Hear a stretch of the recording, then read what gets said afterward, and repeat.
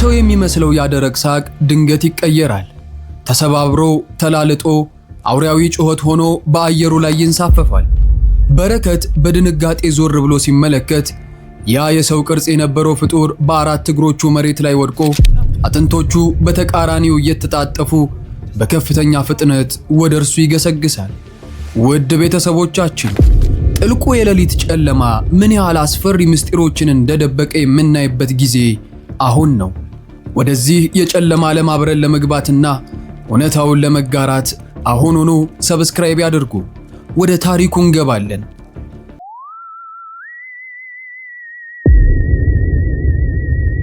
በአዲስ አበባ ከተማ በድሮው የፒያሳ ሰፈር ውስጥ እኩለ ሌሊት አልፏል። ጠባብና ጠመዝማዛ የሆኑት የድንጋይ ንጣፍ መንገዶች ጭር ብለዋል። አልፎ አልፎ ከሚርገበገቡት ደብዛዛ የጎዳና መብራቶች ውጪ አካባቢው በከባድ ጨለማ ተውጧል። በግራና በቀኝ ያሉት ያረጁ ቤቶች ጣሪያዎች ረጃጅምና አስፈሪ ጥላዎችን በመንገዱ ላይ ያጥላሉ። በረከት ብቻውን ወደ ቤቱ እየተጓዘ ነው። ከባድና ቀዝቃዛ አየር ፊቱን እየገረፈው ሲያልፍ የጫማው ኮቴ ብቻ በጸጥታው ውስጥ ያስተጋባል። ድንገት ከጀርባው አንድ ድምፅ ይሰማል። ሳቅ ነው፣ ግን ደግሞ የተቆራረጠ ሳቅ፣ ባዶነት የሚሰማውና እጅግ የሚዘገነን ሳቅ። ልክ የሰው ልጅ ደስታ ምንነት በውል ሳይረዳ ስሜቱን ብቻ ለመኮረጅ እንደሚጥር አካል ይሰማል። ድምፁ ከጉሮሮ ሳይሆን ከባድ የከርሰ ምድር ጉድጓድ ውስጥ የሚወጣ ያስመስለዋል። እዚህ ላይ ትንሽ ቆም ብለን አንድ ጥልቅ ስነ ልቦናዊ እውነታን እንመርምር። የሰው ልጅ አይምሮ የሰውን ቅርጽና ድምፅ የሚመስል ነገር ግን ሙሉ በሙሉ ሰው ያልሆነ ነገር ሲያይ ወይንም ሲሰማ በውስጡ ከፍተኛ የሆነ የመረበሽና የፍርሃት ስሜት ይፈጥራል። የፍርሃት ስሜት ይፈጠራል። በሳይንሱ ዓለም ይህ ክስተት አንካን ቫሊ በመባል ይታወቃል። ግን ራሳችንን አንድ ጥልቅ ጥያቄን ጠይቅ። አእምሮአችን ይህንን ከኛ ጋር የሚመሳሰል ግን ያልሆነ ነገር እንዲጠላና እንዲፈራ አድርጎ ለምን ተፈጠረ? የሰው ልጅ በዝግመተ ለውጥ ታሪክ ውስጥ የሰውን ቆዳ ለብሰው ሰውን የሚያድኑ አውሬዎች ነበሩ ማለት ነው? አዎ። ውድ ቤተሰቦቻችን፣ ይህ አእምሮአችን ውስጥ የተተከለው ፍርሃት ዝም ብሎ የተፈጠረ የድንጋጤ ስሜት አይደለም። ይልቁንም ከጥንት አባቶቻችን የተላለፈ የሚመሳሰልን ሁሉ አትመን አደጋለው የሚል ጥንታዊ የመከላከያ ደውል ነው። የሆነ ነገር ልክ እንዳልሆነ አእምሮአችን ከማወቁ በፊት ነፍሳችን ቀድማ ታውቀዋለች። ወደ በረከት እንመለስ። መጀመሪያ ላይ ድምፁን ችላ ይለዋል። በፒያሳ ጨለማ መንገዶች ውስጥ መንገድ የጠፋው ሰካራም ወይም ተራ መንገደኛ ይሆናል ብሎ በማሰብ ራሱን ለማረጋጋት ይሞክራል። ምንም አይደለም፣ ዝም ብሎ ሰው ነው እያለ በውስጡ ያወራል። ነገር ግን ያ ባዶነት ሳቅ አይቆምም። ከጀርባው ተጣብቆ እየተከታተለው ነው። እርምጃውን ሲያፈጥን ሳቁም አብሮ ይፈጥናል። እየጎላና ይበልጥ እየተዛባ ይመጣል። በየእርምጃው መካከል ያለው ርቀት እየጠበበ ድምፁ አየር ላይ እየተንሳፈፈ ጆሮ ላይ ያቃጭላል። የሳቁ ቃና እየተቀየረ የሰው ልጅ ሊያወጣው ከሚችለው የድምፅ ወሰን እያለፈ ይመጣል። በረከት ትንፋሹ ሲፋጠን የልብ ምቱ ደረቱን እየደበደበው እንደሆነ ይሰማዋል። ቀዝቃዛ ላብ በግንባሩ ላይ ይንጠበጠባል። አካባቢው ላይ ያለው አየር ከመክበዱ የተነሳ ለመተንፈስ ይከብደዋል። መንገዱ ማለቂያ የሌለው ይመስል ርቋል። ማምለጫ የሌለው ወጥመድ ውስጥ እንደገባ ይሰማዋል። የባዶነት ስሜት አልባ ሳቅ አሁን የሰው ድምፅ ከመምሰል አልፎ አስፈሪ ገጽታን እየተላበሰ ነው። የሆነ ያልተለመደ አእምሮ ሊቀበለው የማይችልና ከተፈጥሮ ውጭ የሆነ አደጋ ከጀርባው እንዳለ ውስጣዊ ስሜቱ ይነግረዋል። የሰውን መልክ የተላበሰው ይህ ምስጢራዊ ጥላ በረከትን ደረጃ በደረጃ እያጠናው ነው። ከጀርባው ያለው ነገር ሰው አለመሆኑን ነፍሱ አውቃለች። በረከት ይህንን የፒያሳ መንገድ ጠንቅቆ ያውቀዋል። ከልጅነቱ ጀምሮ የተመላለሰበት የድንጋይ ንጣፎቹን ስንጥቅ፣ በየቤቶቹ በሮችና ጠባብ መተጣጠፊያዎቹን ሳይቀር በቃሉ የሚያውቀው የዕለት ተዕለት መንገዱ ነው። ነገር ግን በዚች ቅጽበት እነዚህ ያረጁ ግድግዳዎችና ጠባብ ኮሪደሮች የለመዳቸው አይደሉም። የሆነ ጥንታዊና አስፈሪ ምስጢር ያረገዙ ይመስላሉ። ውድ ቤተሰቦቻችን፣ ወደ ኋላ መለስ ብለን የጥንት የኢትዮጵያን አባቶቻችን ትርክቶች ብንመረምር አንድ የሚያስገርምና አይምሮን የሚሞግት እውነት እናገኛለን። በባህል ትውፊታችን ውስጥ የሰውን ቆዳ ለብሰው ስለሚንቀሳቀሱ አስፈሪ ፍጡራን በተደጋጋሚ ይነገራል። የቀንጅብ በመባል የሚታወቁት ወይንም የሰውን ገጽታ ተላብሰው በውስጣችን ስለሚኖሩ ምስጢራዊ አካላት የሚነገሩት አፈታሪኮች ዝም ብለው የልጆች ማባበያ ተረቶች ይመስሏቸዋል? የሰውን ባህሪ ስሜትና ድምፅ እየኮረጁ አብረውን ስለሚኖሩ ነገር ግን በውስጣቸው አውሬያዊ ተፈጥሮን ስለደበቁ ፍጡራን የሚነግሩን ጥንታዊ ማስጠንቀቂያዎችስ ቢሆኑ? እውነታዊ ሆነው እነዚህ የጥንት አዳኞች ከጊዜው ጋር አብረው የዝግመተ ለውጥ ጉዞአቸውን ቀጥለዋል። በድሮ ጊዜ በገጠር ጫካዎች፣ በዋሻዎችና በጨለማ ሸለቆዎች ውስጥ ይደበቁ የነበሩት እነዚህ አስመሳይ ፍጡራን ዛሬም አልጠፉም። ይልቁንም የዘመናዊቷን አዲስ አበባ የኮንክሪት ጫካዎች አዲሱ መደበቂያቸው አድርገውታል። በሕዝብ ብዛት፣ በከተማው ጫጫታና በመብራት ድምቀት ውስጥ ራሳቸውን ደብቀው የሰውን ልጅ እንቅስቃሴ በቅርበት እያጠኑ ይኖራሉ። በረከት በዚህ ጭጋጋማ የፒያሳ ጎዳና ላይ ፊት ለፊት እየተጋፈጡ ያለው ነገር አዲስ የተፈጠረ አደጋ ሳይሆን ከዘመናት በፊት አባቶቻችን በንቃት ሲከላከሉት የነበረው አሁን ግን የከተማችን ጨለማ ተገን አድርጎ እያደነ ያለ ጥንታዊ ፍጡር ነው። ያ ከጀርባው የሚሰማው ባዶ ሳቅ የቅርብ ዘመን ቢመስልም በውስጡ ያዘለው ደም የተጠማ አውሬያዊ ስሜት ግን የሺህ ዓመታት ዕድሜ ያለው። በረከት ከእንግዲህ ዝም ብሎ መሸሽ እንደማይችል ይገነዘባል። የልብ ትርታው የጎዳናውን ጸጥታ እስኪረብሸው ድረስ እየመታ እርምጃውን ገታ ያደርግና በከባድ ፍርሃት ውስጥ ሆኖ ቀስ ብሎ ወደ ጀርባው ዞር ይላል።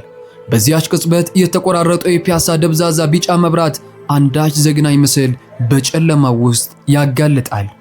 ከፊቱ በቅርብ ርቀት የቆመው ነገር የሰውን ቅርጽ ይዟል፣ ግን ሰው አይደለም። አካላዊ አቋሙ ከተፈጥሮ ሕግ ውጪ ነው።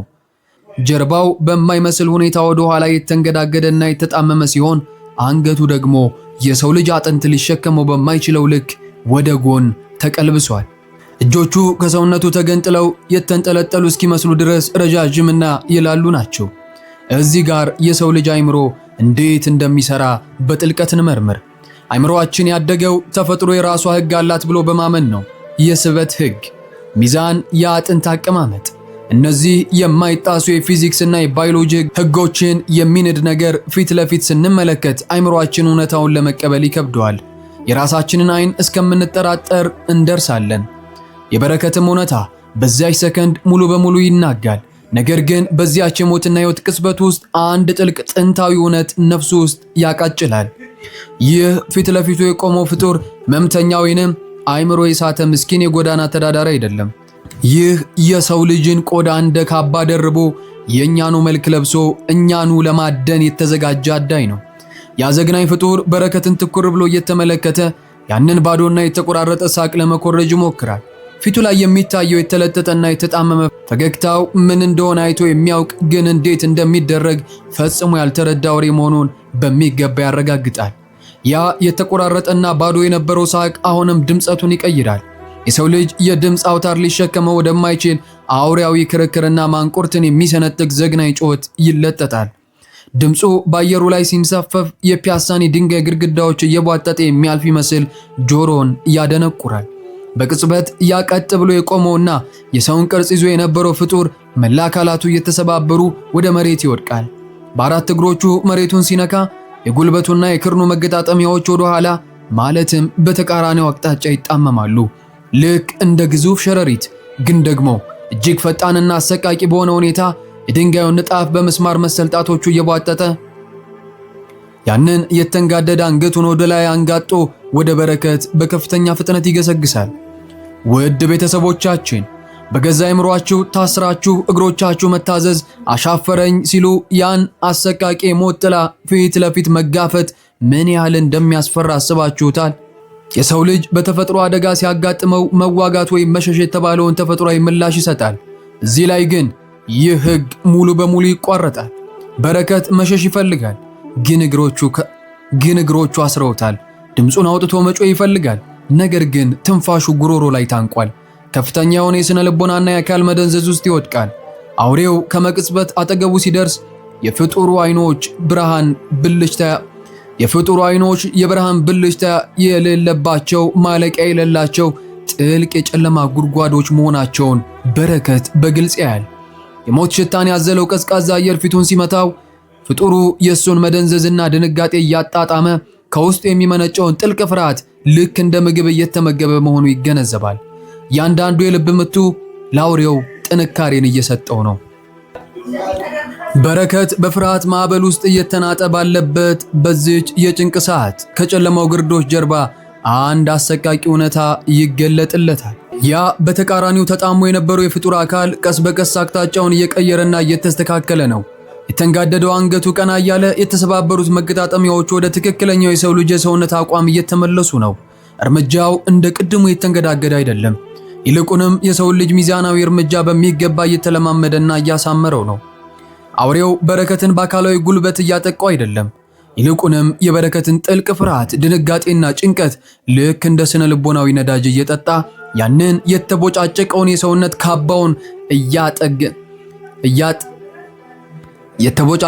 የሰውነት ካባውን እየጠገነበት ነው። ያንዳንዱ የበረከት ልብ ትርታ ለፍጡሩ የሰውነት ቅርጽ ማስተካከያ ጡብ ነው። የፍርሃት ላቡ ሲንጠባጠብ አውሬው ይበልጥ ሰው እየሆነ ይመጣል። ውድ ቤተሰቦቻችን፣ ከዚህ የከፋ የጦርነት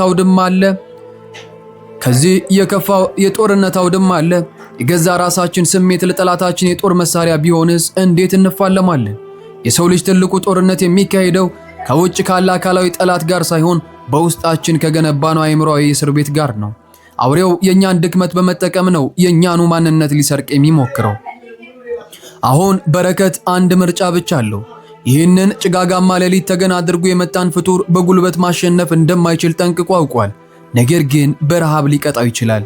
አውሬው የሚመገበውን የፍርሃት ስሜት ነፍጎ ማስራብ፣ አእምሮውን በጥብቅ ማዘዝ፣ በደረት አጥንቱ ውስጥ የሚላተመውን የልብ ምቱን ማረጋጋትና የውስጥ ሽብሩን ማቆም አለበት።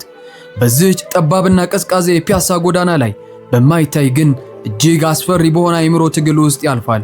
አውሬውን ለማሸነፍ በረከት መጀመሪያ የገዛ ፍርሃቱን ማሸነፍ ግድ ይለዋል። ማምለጫው እግሮቹ ላይ ሳይሆን አእምሮ ላይ ነው። በረከት ለመሸሽ የሚንፈራገጠውን አካሉን በሙሉ ኃይሉ ይቆጣጠረዋል።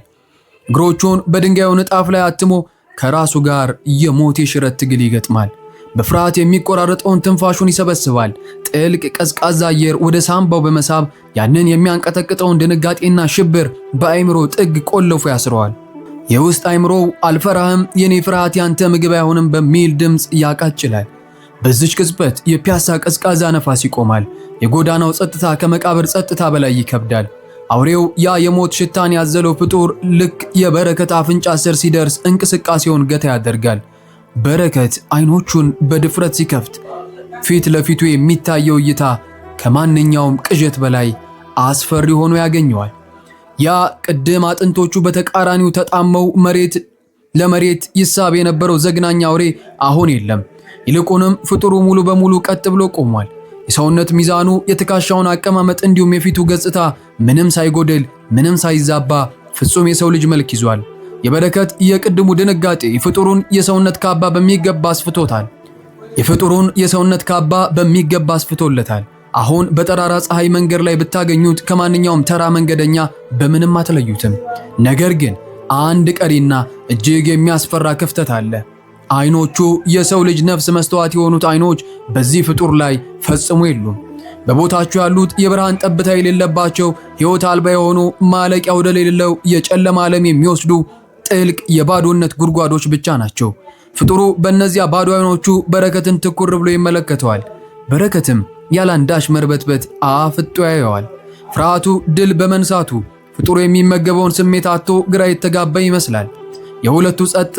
የሁለቱ ጸጥ ያለ ፍጥጫ የሌሊቱን ጨለማ ቀዶ የተፈጠረ የሰው ልጅ አእምሮ ጥንካሬና የጥንታዊ አውሬ የመጨረሻ ግብግብ ነው። ፍጡሩ በዚች ቀዝቃዛና አስፈሪ ጸጥታ ውስጥ ሆኖ በተሰበሰበውና ፍርሃት አልባ በሆነው የበረከት ገጽታ ላይ ያረፉትን ባዶ አይኖቹን አያንቀሳቅስም። በረከትን በጥልቅ እያጠናው ነው። ያገኘው የፍርሃት ምግብ በመቋረጡ ምክንያት ለማጥቃት አይሞክርም። ይልቁንም አንድ አዲስ ነገር የተማረ ይመስላል። ከዚያም ፍጡሩ አፉን ከፍቶ ይስቃል። ነገር ግን ይህ ሳቁ የቅድሙ የተሰባበረ የሻከረና ባዶ ድምፅ አይደለም። እጅግ ጥርት ያለ ሞቅ ያለና ፍጹም አሳማኝ የሆነ የሰው ልጅ ሳቅ ነው። የሳቁ ቃና ልብን የሚያሞቅ የጓደኛ ፈገግታን ይመስላል። በዚያች የፒያሳ ጨለማ ጎዳና ውስጥ ያረጋገጠው ነገር ቢኖር የሰው ልጅን አካላዊ ቅርጽ ብቻ ሳይሆን ስሜትን መግለጫ መንገዶችም በሚገባ መቅዳት መቻሉን ነው። ከሳቁ በኋላ ያለምንም መጣደፍ ቀስ ብሎ ዞሮ በተስተካከለ ፍጹም ሰብአዊ በሆነ እርምጃ በጨለማ የድንጋይ መንገድ ውስጥ እየተራመደ ከእይታ ይሰወራል። በረከት በቆመበት እንደተገተረ ቀርቷል። አካሉ በብርዱ ቢንቀጠቀጥም ነፍሱን ያተረፈው የገዛ ፍርሃቱን በማሸነፍ ነው። ነገር ግን ከድሉ ጀርባ አንድ ዘግናኝ እውነት አይምሮ ውስጥ እየተመላለሰ ሰላም ይነሰዋል። እውነታው ይኸው ነው። አውሬው ዛሬ በቂ ትምህርት ወስዷል። ያጣውን የሰውነት ሚዛን አስተካክሏል። ድምፁን አሳምሯል። በሚቀጥለው ጊዜ ሌላ ሰው ፍለጋ ከጨለማ ሲወጣ ከኛ በምንም አይለይም። ምናልባት ነገ ታክሲ ውስጥ አጠገባችን የሚቀመጠው በመንገድ ላይ ፈገግ የሚለን ወይም ማታ በደጃፋችን የሚያልፈው ሰው የአውሬ ሊሆን ይችላል። ውድ ቤተሰቦቻችን ከዚህ ታሪክ የምንወስደው ትልቁ ምስጢር የራሳችንን አእምሮ መቆጣጠር ትልቅ የጦር መሳሪያችን መሆኑን ነው። ነገር ግን ማታ ብቻችሁን ስትጓዙ ከጀርባችሁ ፍጹም አሳማኝ የሆነ ሰው ሳቅ ብትሰሙ የራሳችሁን ፍርሃት ከማሸነፍ በተጨማሪ ዘወር ብላችሁ የሳቁን ባለቤት አይኖች በጥልቀት ማስተዋል አትዘንጉ። የዛሬው የጨለማ ጉዞ እዚሁ ላይ እናጠናቅቃለን። በሌላ ልብ አንጠልጣይና ምስጢራዊ ታሪክ እስክንገናኝ ሰላማዊ ሌሊት ይሁንላችሁ።